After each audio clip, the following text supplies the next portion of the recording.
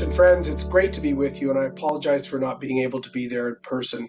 I came down with an illness and could not fly, but it is an honor for me to join such a distinguished group to celebrate 100 years of the Royal Canadian Air Force in Canada. There's a lot of my friends in that room. My political wingman, Laurie Hahn, I see in his flight jacket, and friends like Billy, David Pratt, and so many others, and I want to thank Rob for the invitation. We must celebrate 100 years of service, achievement, and success, alongside the strength, courage, and resilience of countless Canadian men and women who've worn the RCF uniform over this century.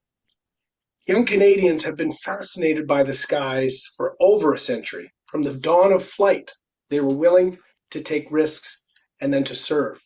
From the Silver Dart on the icy lakes of Cape Breton to the powerful CF-35s that will soon be on our ramps, Canadians have flown powerful machines to dominate the skies and defend our democracy. But the true power of the RCAF, as all of you know, has not been in the machines or jet engines.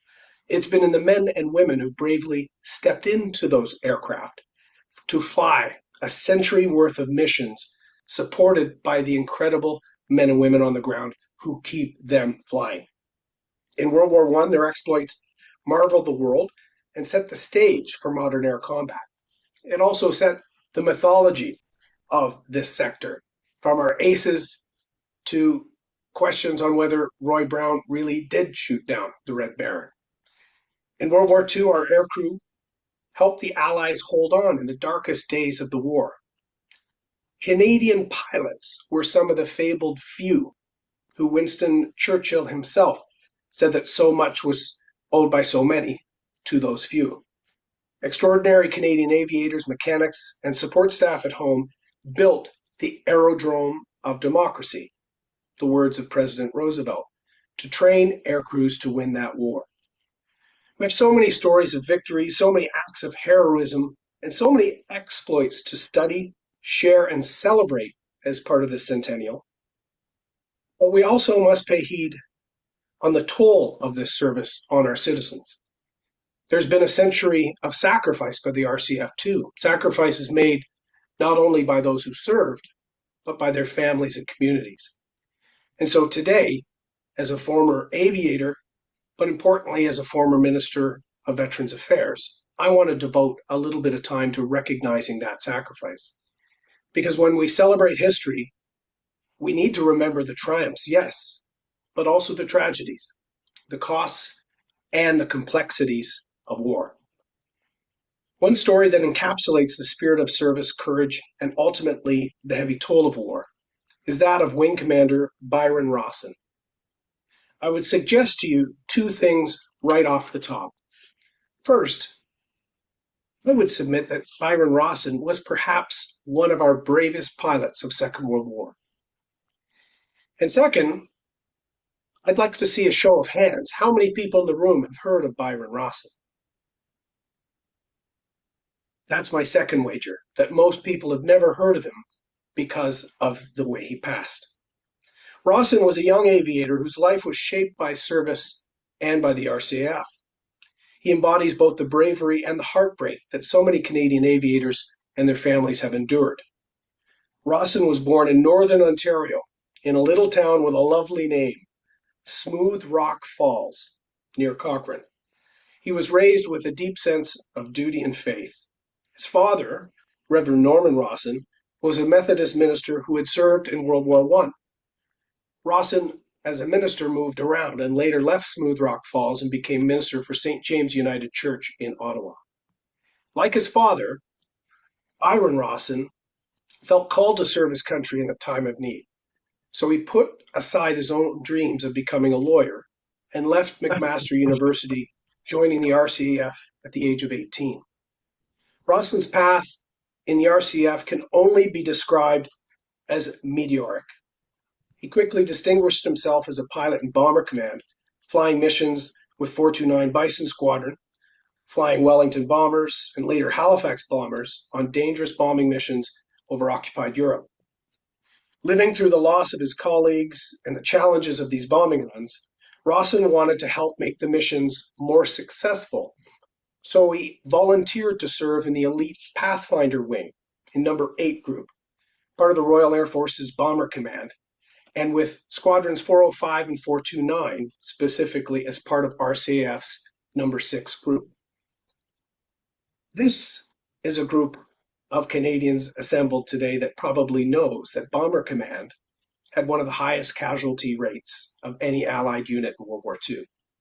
The risks were even more acute for the Pathfinders of Bomber Command, as this was the group of aircraft who flew out ahead of the main force to mark targets and probe German defenses. Pathfinders flew into the fire first and then guided other bombers into the strike zone, often waiting to the last moment to leave, ensuring their markers were precise and effective. This role was essential for improving the accuracy of our bombing raids, but it also came at a cost. By the end of the war, over 6,000 Pathfinders had been killed in action, a small group that bore an outsized burden of loss. What we know to be true of Byron Rawson is that he went beyond what was required. He took the greatest risks in the war to help save lives in the air and on the ground. Pilots in Bomber Command were typically asked to fly 30 missions, a number that allowed them to complete a tour before rotating to safer roles. But Rawson, already flying in the most dangerous part as a Pathfinder, refused to leave at 30. Driven by a sense of duty and an understanding of the dangers his fellow airmen faced, he continued completing a second tour.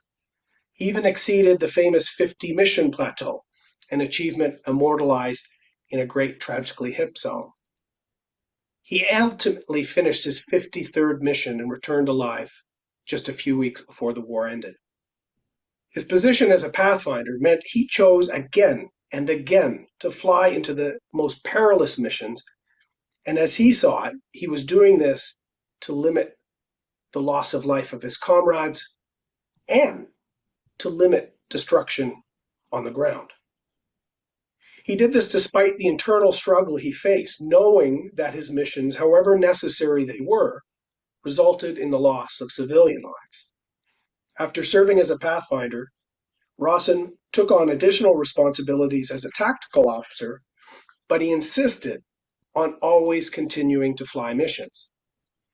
By 21, Rawson was promoted to wing commander, making him the youngest wing commander in the British Empire, rising up to that rank faster than even Laurie and Billy did.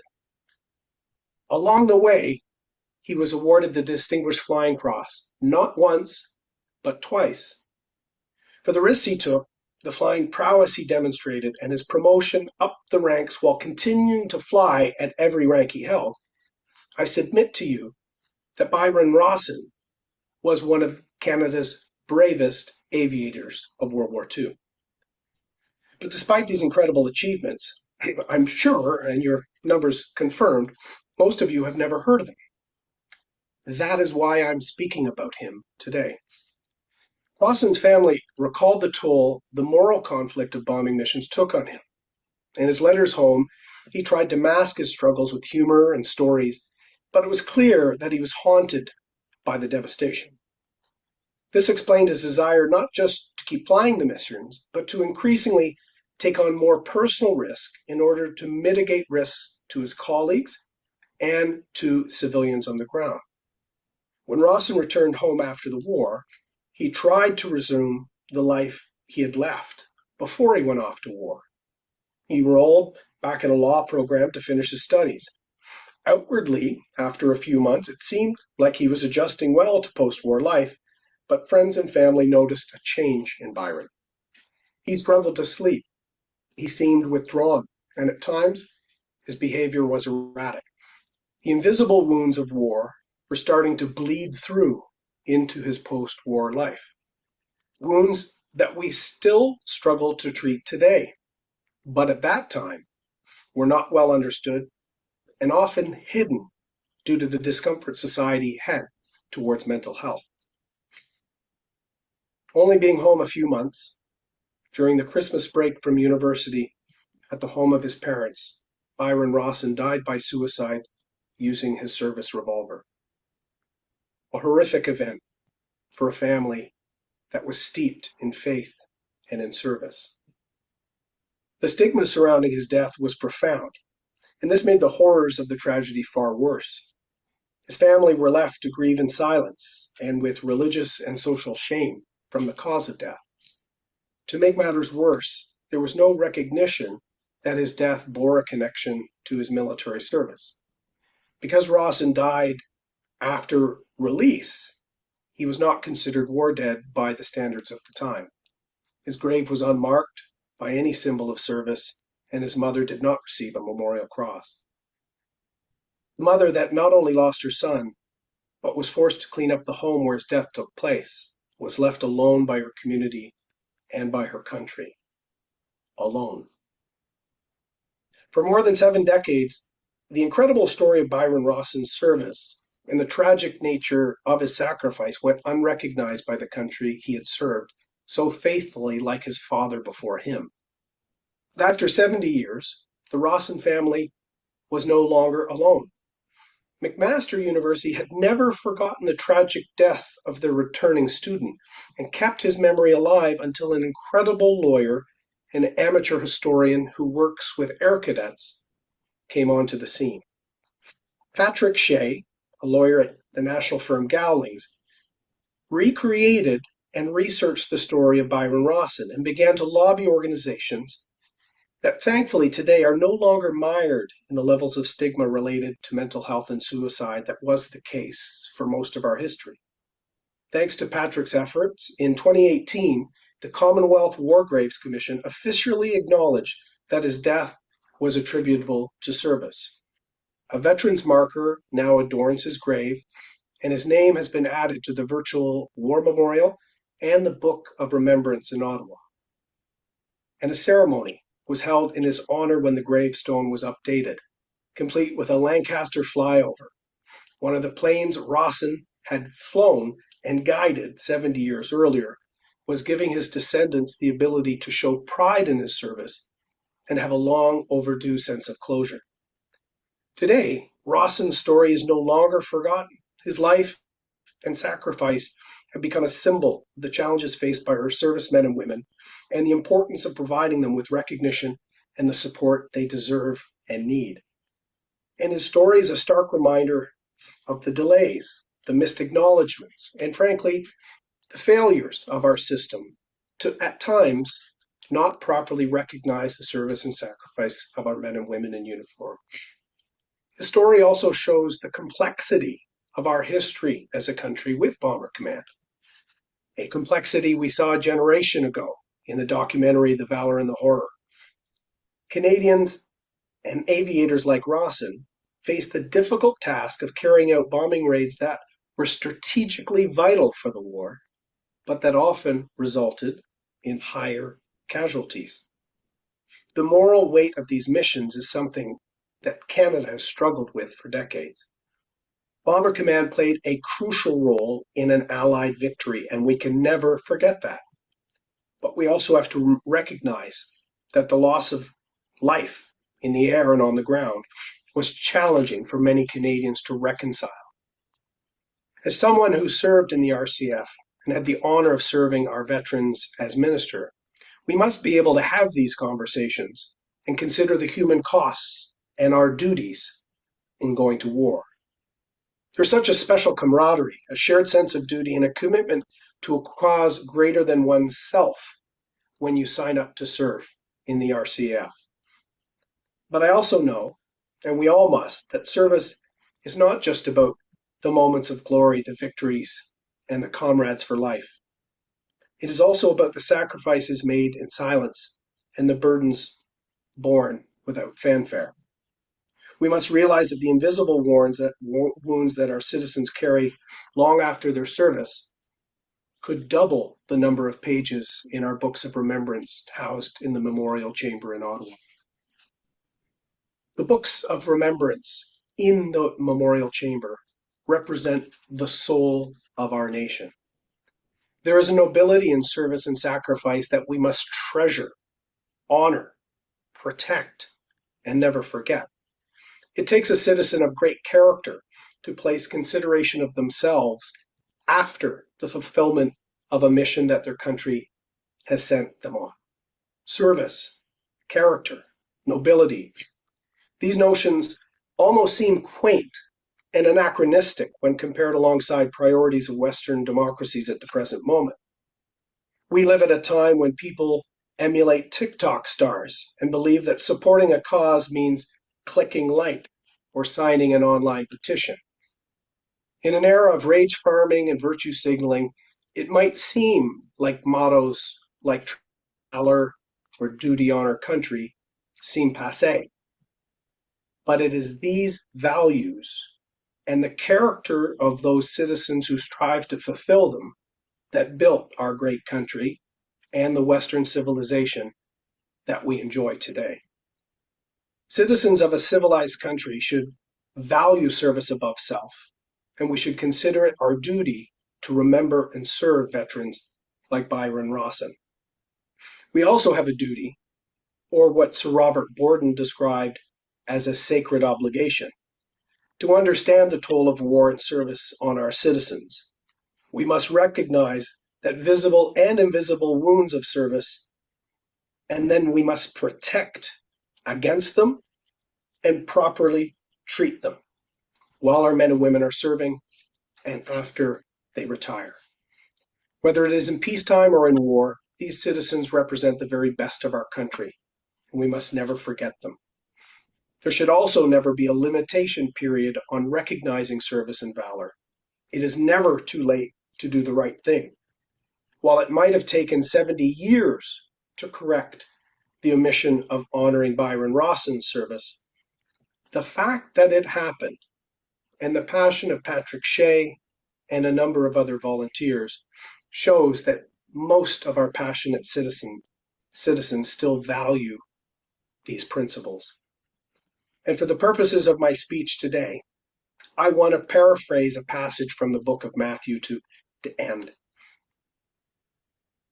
Byron Rawson did not get a stone marking his service when he first died, but he did 70 years later. So in this century of celebrating the RCAF, let's have the stone that the builder rejected become the cornerstone. Our veterans are the cornerstone of our society, as they are the living embodiment of our values. And in recognition of their service, we must strive to serve them and uphold their memory. So let us remember the people of the RCAF as we mark and celebrate 100 years of service to Canada, the hundreds of thousands of Canadians who took part in this story. Because for every success, there has been a sacrifice. For every victory, a steep cost. For every name on a cenotaph, and for dozens more fighting not to join them, we have a sacred obligation to serve them. Thank you. Merci beaucoup.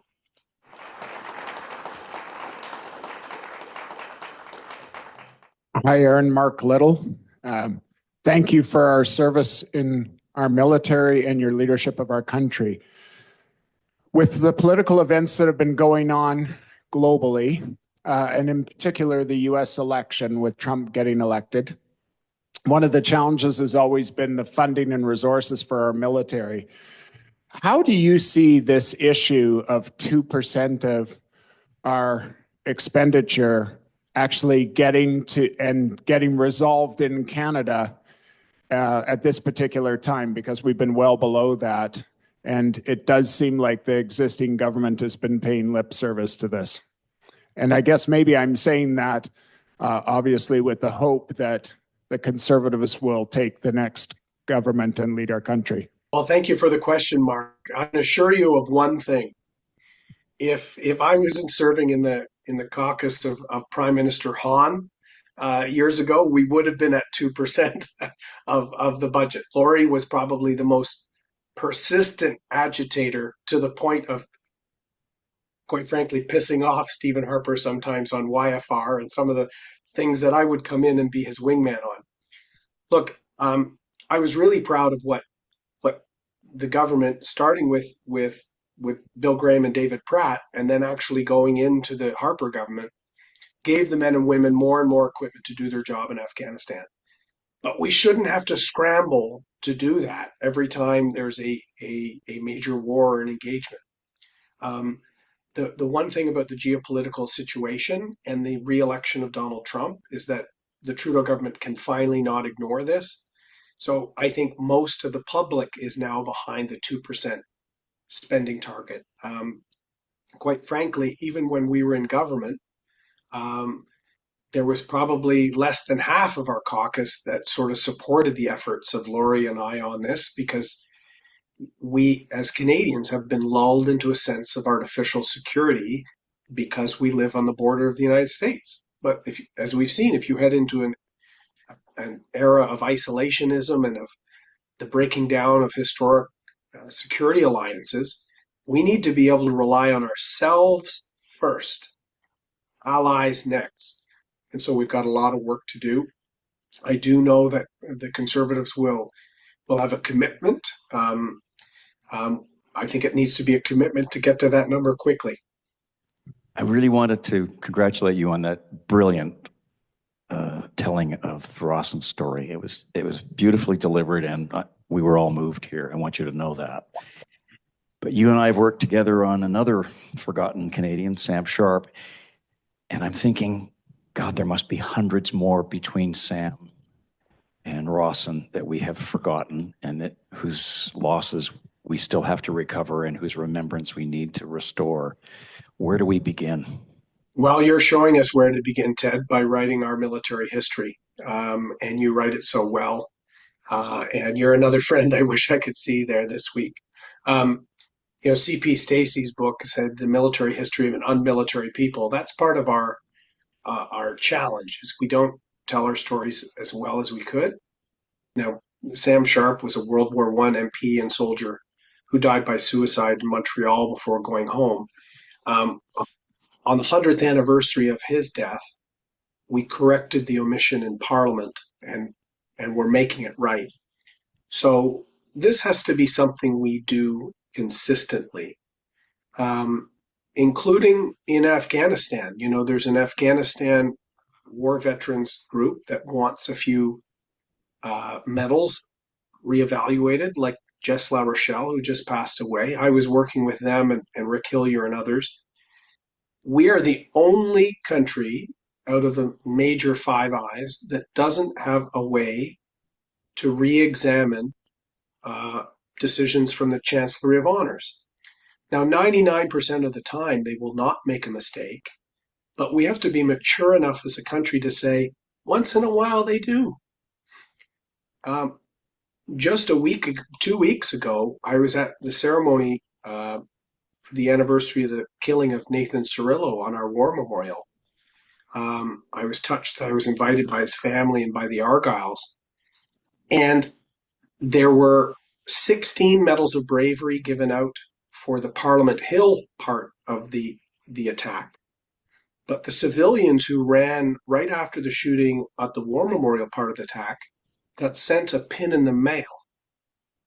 They were not honored at Rideau Hall like the uniformed people were. And so I've written the Governor General using the same language as I did tonight. We should be mature enough to say there's times we miss it, but if we value the character and the nobility and the honor of service, we should say whether it's 1,000 years, we can make it right. And I think we need that approach. The Americans do it. Biden just a few months ago awarded a Medal of Honor from Vietnam because a unit information hadn't been channeled up. So we have to celebrate our heroes, tell the story, and the more we talk about the Sam Sharps and the Byron Rawsons, the more we show people that mental health injuries are not something new. They've been with us. There's better treatment options now. Get it so that you can have a fulfilling life. Thank you very kindly, and I think on behalf of the audience, again, thank you for your presentation. Thank you very much. Enjoy the rest of the conference. Thank you very much. It's a pleasure and an honor to be here this afternoon and to have the opportunity to speak to this crowd. It's been a while since I've been to the University of Calgary and the Center for Military and Strategic Studies.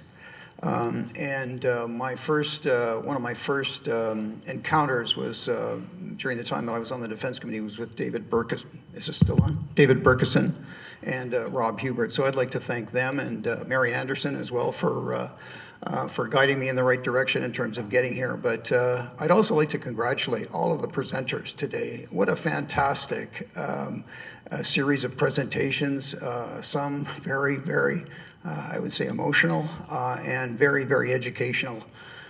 So kudos to all of the presenters.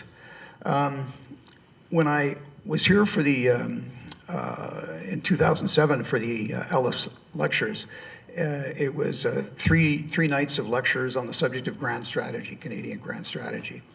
And it took me 3 days to get to the point, which was whether or not Canada could in fact have a grand strategy. And my argument was yes, that it could, because in effect, small and large countries, and middle powers as well, need to have a grand strategy. And what is grand strategy? It can be summed up in 3 words: to survive and thrive. I guess that's 4 words: to survive and thrive. And it has to do with economic policy, trade policy, but also defense and security policy. And the argument that I attempted to make was that it was important for Canada to really put some resources behind its traditional defense policy. And our defense policy has had 3 pillars over the years. And those pillars go back to the 1950s, where there was general agreement that, you know, the defense of Canada was number 1, the defense of North America was number 2, and contributions to international peace and security was number 3. Now, on that third bullet, I thought it was extremely important as well for Canada to be one of the strongest partners within NATO. You know, we had been one of the founding members of NATO back in 1949 with the Washington Treaty, and it was really important for us to be there for the alliance and to ensure alliance solidarity. Because if you looked at alliances over the years, whether you go back to the Napoleonic Wars, it was an alliance that defeated Napoleon. World War I, it was the alliance of Britain, France, the United States, Canada, the Commonwealth that defeated Imperial Germany. So the importance of alliance solidarity was absolutely critical. And there was a historical aspect to this as well. And it was made plain by the fairly famous Canadian historian, John Bartlett Bremner, who talked about the North Atlantic Triangle. That Canada was an integral part of that North Atlantic Triangle, which was formed by Canada, the United States, and initially he said Britain, but I expanded it to Europe and NATO. So that North Atlantic Triangle, I think, continues to be absolutely essential. One of the things that's really critical as well, from my perspective about grand strategy, is the need for regular foreign and defense policy reviews. And if you think back, the last time we had a foreign and defense policy review in this country, a complete review that dealt with international aid as well as humanitarian assistance, was 2005, 2006 under the Martin government. And since then, we've had a series of defense policies. But when you think about it, defense is actually just a tool of foreign policy. But unless you get that big picture in terms of how you're going to relate to the rest of the world dealt with, then you really won't know how to properly employ your forces. So I thought that was rather critical as well. And I was really actually pleased to see that the government very recently said that we are going to have regular defense and foreign policy reviews, as they do in the UK and as they do in the United States. So I saw that as quite positive. I wanted to talk a little bit as well, because so much of this conference is focused on history, to talk a little bit about, you know, my own encounters with the RCAF. And I guess it would have started probably when I was about 10 or 11 years old. And I read a book that, if you look at the biographies, there's a picture of a book called Knights of the Air. And it was in the school library where I went, and it was one of my favorite reads. because it brought me face to face sort of with the great stories of William Bishop, William Barker, Raymond Collishaw, and for a young kid like myself, it was just a fantastic bit of history. Now, I should say as well that in as much as I admired fighter pilots, I didn't want to be one. And that probably had to do with the fact that I was really awful in math and science, and so I was more interested in English and history, so that I took my path along those lines. But in terms of my personal history, the picture that you see is one of my father's cousins. It was Gordon Ernest Pratt. He was flying a Wellington bomber and was missing in action over the North Sea with the rest of his crew in, they say here, October the 3rd. I think they actually recorded his death as October the 4th because it was a night mission. And he was probably one of the kids that, because he was, I think, 22 when he was killed. But he was one of the kids that probably went through the program of Commonwealth training, and he was farm kid from North Gore. I don't know if many of you know Ottawa very well, but North Gore is just to the south. It's where my father's family they were original settlers there, but. From what I understand, he was a pretty good hockey player, a pretty good baseball player, just all-around athlete. And the family story goes that when he was in training, and he was probably training on a Harvard, he used to buzz the main street of North Gore. And he actually, at one point, I guess the vibrations from the plane were such that they cracked the window in his Uncle Clifford's barber shop. And it caused a bit of a stir in North Gore at the time. The other person I'd like to talk to, if we could just flip to the next slide, is the picture that you see here is the father of a close friend of mine. His name is Phil Picalo, and Phil was from Northern Ontario. Originally, he enlisted in the RCAF, and he was a navigator on a Lancaster. And he had flown not all that many missions, probably maybe over 10, but I'm not sure exactly how many. I don't remember at this point, but he was coming back from a night mission, and probably in northern Germany, and he was going through Holland, and his plane was hit by a German night fighter. And Phil was able to bail out. The whole crew was able to bail out, but they were on the coast, and I think Phil was probably one of the only ones to actually land on solid ground. The rest of the crew were killed. But Phil was able to, the first door that he knocked on, they saw that he was a Canadian flyer, and they just said, no, sorry, move on. The next door that he went to, he lucked into being able to make a contact with the Dutch resistance right away. So Phil spent a full year. He was shot down in May of 1944. He spent a full year with the Dutch underground, moving from safe house to safe house, and quite a story. And he was finally liberated by Canadian troops who were going through the area in the spring of 1945. But he figured and he wrote a book about this called 1 in 100, because that was the chance of not being captured if you were shot down. And I had the privilege of writing a foreword to his book, and the book is really quite an exciting little piece of Canadian RCAF history. And he maintained contact actually over many, many years with the family families actually that took him in. And if you have the opportunity, Phil's story is also one of the veteran stories that's been recorded by veterans of Ferris. And as you say, it's quite a gripping story. The other contact I had with the RCAF, which was later in my career when I was an MP, a fellow came into my office one day. His name was Chris Preston, and Chris was a Spitfire pilot during the Second World War. And he knew I was on the defense committee, knew I had an interest in defense. So Chris was also a cordon bleu chef, but one of his specialties was blueberry muffins.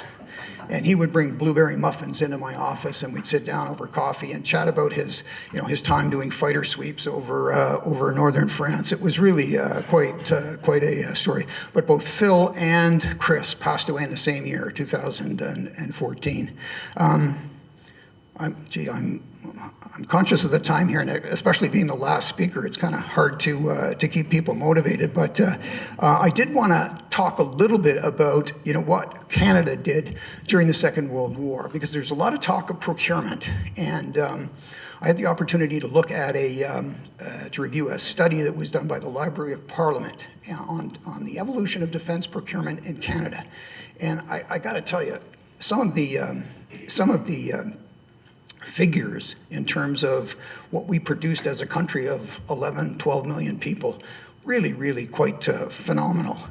And if you'll bear with me in my struggles with technology, during the Second World War, we produced 4,453 warships and merchant ships, 4,200 small boats, 16,418 military aircraft, 42,000 guns and equipment. Oh, geez, I just lost it. And about, I think it was something in the order of, there we go, 50,000 tanks, to give you an idea. So what we did in procurement during the Second World War, we could never do that again. And if I could just speak for a few moments about the problems that we have in procurement. I've been a defense consultant for the last 12 years. I run a business in Ottawa, and we help clients try and navigate the process of defense procurement. And I've come to three conclusions. And one is that one of the biggest problems that we have in defense procurement today is the absolute inability and unwillingness of the government to accept any risk in the process. And it's paralyzing the system, absolutely paralyzing the system. Because if you go back to those Second World War figures, there was risk that was obviously shared between the government and industry. The other thing that I would say about the process is that trust of the defense industry is just not there. There's no trust from the government to industry or industry to the government. And it is, again, a paralyzing factor that plays into that whole business of risk as well. And the third aspect of the problems that we're having with procurement these days has to do with the process. Right now, as many of you are probably aware, we have four departments involved in defense procurement. We've obviously got the Department of National Defense and ADM MAT, ADM Materiel, that actually does the statement of requirements. We have the Public Services and Procurement, which does the contracting process, and we have industry that is doing the industrial and technological benefits. A process that I am convinced is just simply not working as well. And then finally, you have Treasury Board on top of that. So navigating that whole process from start to finish is now taking years and years and years. And just to give you an example, when I was minister, I signed off on the Maritime Helicopter Program. And Lori, you would probably be in a pretty good position to know if we've got all those helicopters finally operating at this point. I think there's still some issues.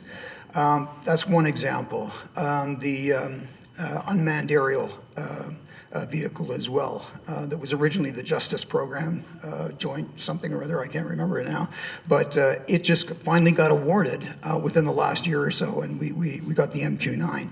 As a general principle, I would say that of the three services, the Air Force has got it right, and in terms of getting the gear that they need to do the job. It's to their credit that they've finally got the F-35, that they got the P-8, the Canadian multi-mission aircraft, the MQ-9 that I mentioned, but the infrastructure that goes into that and our role within the defense of North America is starting to finally take shape. and that has to do with some of the programs of NORAD modernization. There's a ton of money, tens of billions of dollars in terms of infrastructure and equipment. Arctic over-the-horizon radar, polar over-the-horizon radar. We've got DESPI, the Defense Enhanced Surveillance from Space. There's a number of programs that are really quite positive, I think, for the Air Force, and which will hopefully allow us to certainly allow us to fulfill our responsibilities in terms of protection of the North. I wanted to talk as well a little bit about the politics that we're facing right now in terms of geopolitics, having to do with Canada, the United States, and Ukraine, and Europe generally, and NATO. One of the things that is characterizing Canada, and we're not any different, I suppose, from some of the other NATO countries, is the level of uncertainty that we have politically, especially with the Liberal government where it is right now. After 10 years, people are tired of the Liberals, so I don't think they were able, unfortunately, to do any kind of a pivot after the Ukrainian invasion. They had an opportunity there to really get behind the effort to support Ukraine, and they missed that opportunity. And I think, to a certain extent, they are paying the price for that. But there's as we saw in the United States as well, there's a general disaffection, I would say, with established political parties. We saw that with the British election, as I say, with the American election as well. On the issue of 2%. We've been struggling with this issue for many, many years. And when I was chair of the Defense Committee, we issued a report back in 2001 or so that suggested that the government, we were at about 1.1% at that time, suggested to the government that we get up to 1.5 or 1.6% over a period of time, 5 or 6 years, just to get us moving in the right direction. Because when you're dealing with figures that big in any government budget, it becomes difficult to absorb that program expenditure without significant dislocation. So unfortunately, what we did get our spending up, obviously, during the Afghan war, but as soon as the war was over, as soon as we vacated, our spending was right back to where it was before. And the Trudeau government, for all its good intentions, because I thought a lot of people were certainly happy to see the strong, secure, and engaged defense policy come out. But the problem was that so much of that money, again, because of the procurement process, went unspent. And so there were huge amounts of money that were being turned back to the Treasury. And sometimes I think that, and this is probably in my more conspiratorial moments, I think that the system is designed not to spend money, unfortunately, and that's the effect that we're left with. The Trump election, I think, has created havoc within the Canadian government, because I think they're trying to put a good face on things, and I think that Chrystia Freeland was out within the last week or so saying, we do have a plan to deal with this. We've got a cabinet committee set up for Canada-U.S. relations, and it's all going to be okay. But I'm reminded of the famous words of Mike Tyson, which is that everybody has a plan until they get punched in the face, right? And I think we're about to get punched in the face, because I don't think Mr. Trump has any affection, if I can put it that way, politically or otherwise, for Mr. Trudeau. I think the two are like, the two are opposites, certainly. And so how do we deal with that as a country? How do we deal with the challenge that's going to be faced, not just by us, but by NATO as well, in terms of dealing with Trump? Because Trump has put, in terms of domestic policy, Trump has put protectionism right up front, okay? Talking about 60% tariffs on Chinese products, 10% or 10 to 20% on other products. Now, we do $1 trillion of trade with the U.S. annually, back and forth across the border. U.S. trade, Canadian trade, it's very, very significant. Imagine the dislocations that happen in a supply chain where you've got companies on both sides of the border And imagine also the inflationary pressures that are going to result. It is from my perspective at least, a serious problem. And if you look at both isolationism and protectionism together, what you get is almost a repeat of what happened during the 1930s with the U.S. 1930s, famous Hawley-Smoot tariff, introduced by the Hoover government, originally at the request of the agricultural community in the U.S., and it raised tariffs by 10 or 20%, and soon the manufacturers were onto the case as well, saying we have to raise tariffs, we want to protect American jobs. So what happened? Well, what happened was, in the space of about 3 or 4 years, international trade, world trade declined by about 65% because people were throwing up tariffs all over the place, and it actually prolonged the Great Depression. So we got almost a repeat of the 1930s policy there with Mr. Trump.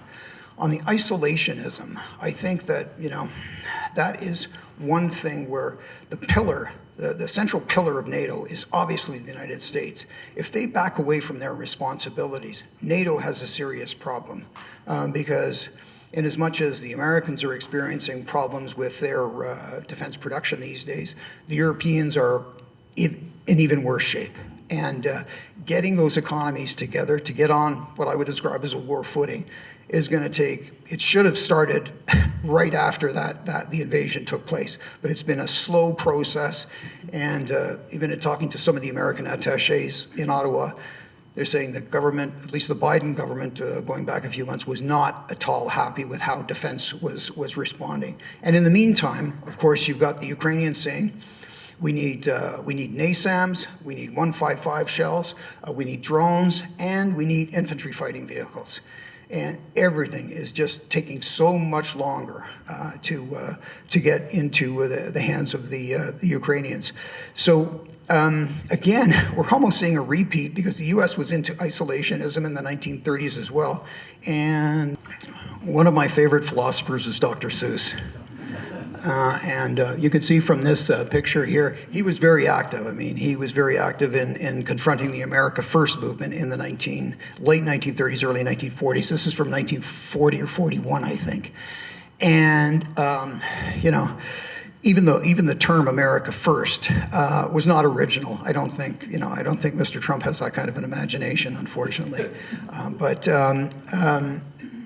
It gives you, I think, an indication of the problems that occurred with isolationism in the States, because without the United States being part of the League of Nations at the time, of course, the League didn't really have any way of combating the issues that were presented at the time by Nazi Germany. And over the last few months, I put out an essay. I'm a bit of an amateur historian with the emphasis on amateur. And I did a piece on history of the Putin Hitler analogy.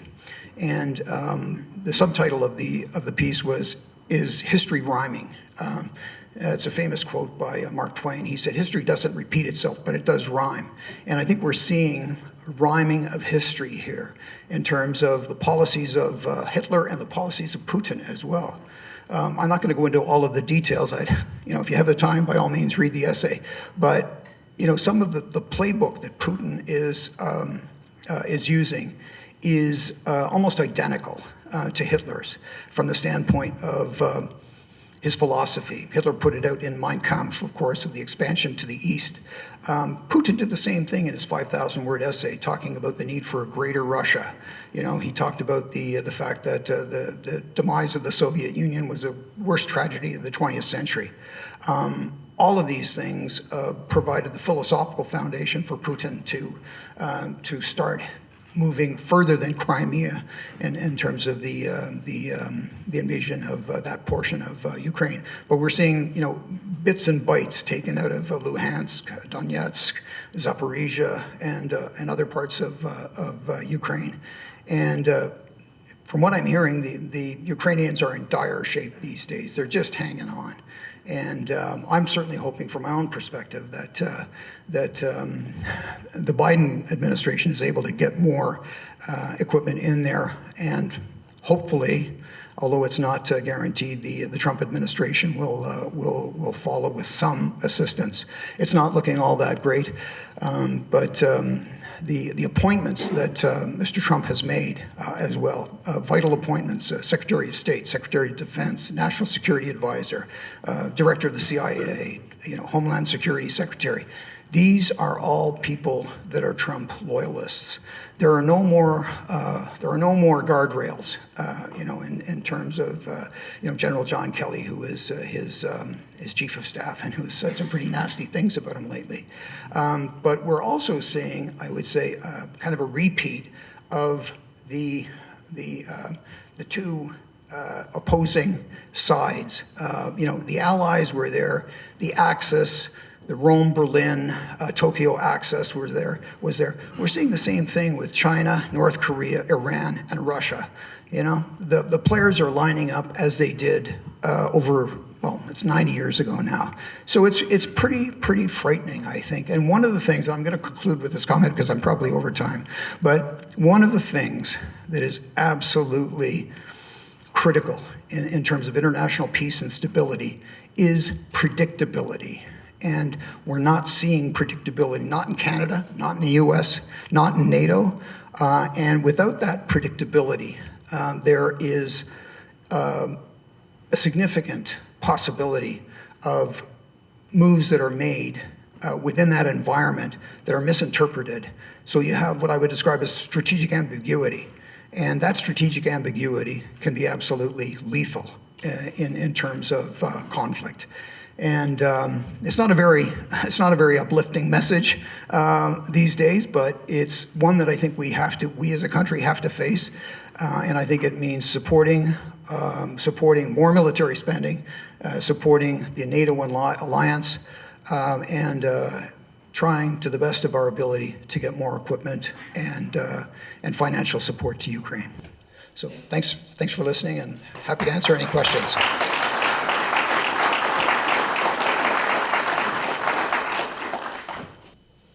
As a private citizen, a lot of what you said, David, resonated with me, okay?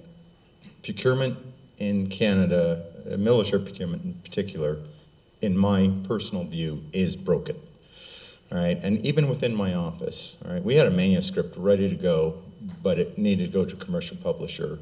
That was 6 years ago, and we're gonna publish it next year, all right? 7 years.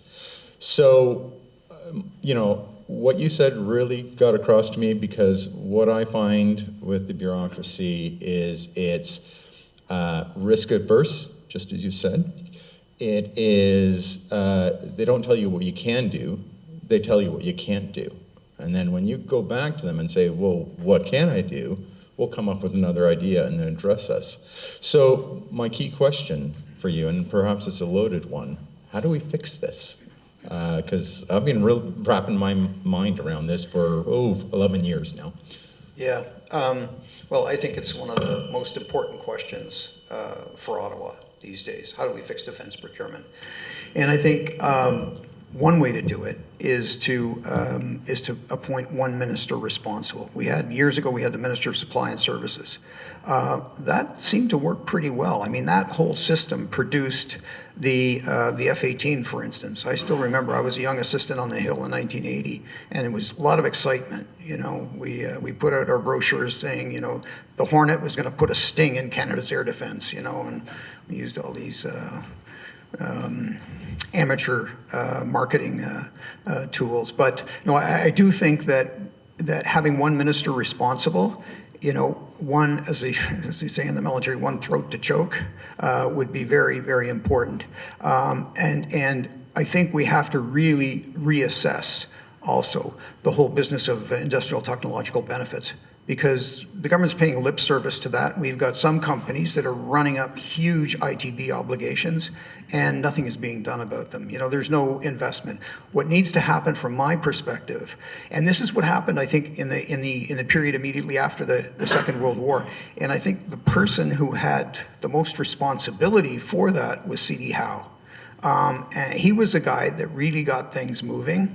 And so we need somebody who is you know, a modern day C.D. Howe in order to you know, to inject some innovation into the system, because without that we're just going to continue to plod along and we're not going to get the results that we're looking for.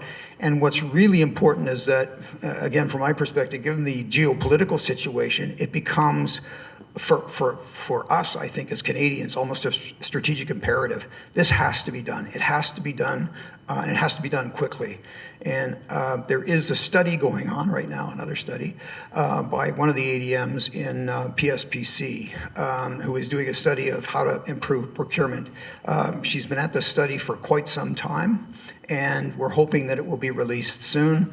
I'm not necessarily, you know, holding out any great hope, but for revolutionary change, especially not from this government. They are very averse, I think, to doing anything that is really forward-leaning on defense.